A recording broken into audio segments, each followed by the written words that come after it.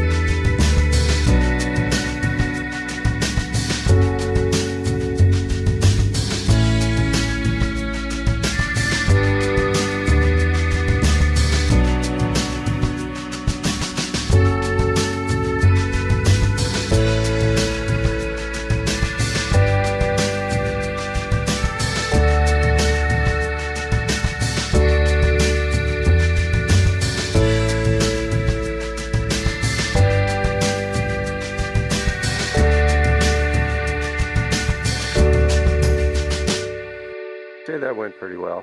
I put the sawmill up in here. We'll put the bunk right in here somewhere.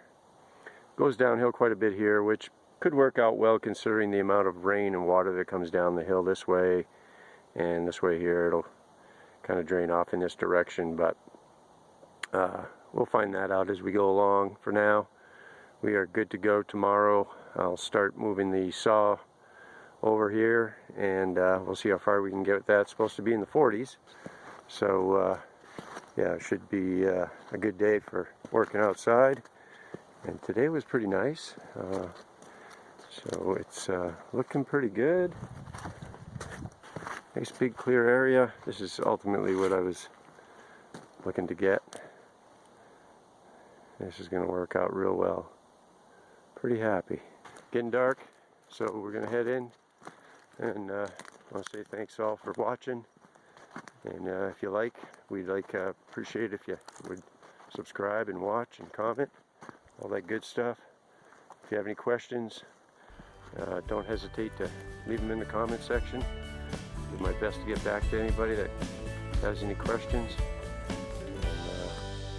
And, yeah, can't wait to get back to it tomorrow. Who knows, maybe tomorrow this time we'll see a mill sitting over here. Stay tuned. Thanks again.